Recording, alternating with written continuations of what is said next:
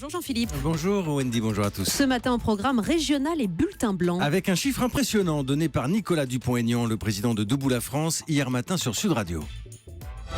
Vous savez combien il y a eu de votes blancs ? 5 millions. C'est considérable. 5 millions de votes blancs lors des dernières régionales, c'est énorme. Hein. C'est ce qu'affirme en tout cas Nicolas Dupont-Aignan. Vrai ou faux ? Faux, Wendy, on est même très loin du compte. J'ai des chiffres du ministère de l'Intérieur. Premier tour des régionales, près de 545 000 bulletins blancs au premier tour, plus de 740 000 au second. Ah oui. Oui, alors c'est beaucoup, c'est en augmentation, mais ce n'est pas 5 millions. En effet, alors on parle bien des votes blancs ici, pas des bulletins nuls ni de l'abstention. Vous faites bien de préciser, Wendy, aujourd'hui les bulletins blancs sont comptabilisés à part. Ils ne sont pas pris en compte au final dans les suffrages exprimés. Oui.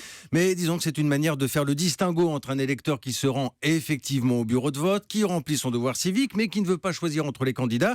Il met un bulletin blanc ou il ne met rien dans l'enveloppe. Distinguo donc avec un électeur qui, lui, ne va même pas se déplacer, ce qu'on appelle un abstentionniste. Absolument, le bulletin nul, c'est encore autre chose. Oui, alors le bulletin nul, c'est un bulletin déchiré ou griffonné, on ne peut pas en tenir compte. Et on note quand même que les bulletins blancs et nuls ont été particulièrement nombreux cette année en PACA et en Nord-Pas-de-Calais-Picardie, là où la gauche s'est désistée pour laisser la place à un duel droite-Front National. Et puis le vrai-faux se poursuit tous les jours. Précision après votre chronique d'hier matin sur Cécile Duflot et les emplois d'avenir. Oui, parce que la députée parlait d'un objectif de 300 000 contrats en citant le projet 2012 du PS. Alors ce document existe, elle me l'a signalé hier, on a échangé de manière fort courtoise d'ailleurs. Oui. Alors mon juge de paix à moi, je maintiens, c'est le programme du candidat Hollande sorti après, plus engageant forcément et qui revoit le chiffre à la baisse, 150 000 emplois d'avenir, je maintiens donc, mais Cécile Duflot était de bonne foi. Et bien voilà, le mot de la fin. Merci pour ce vrai-faux de l'info. Jean-Philippe Ballas. À demain. À demain.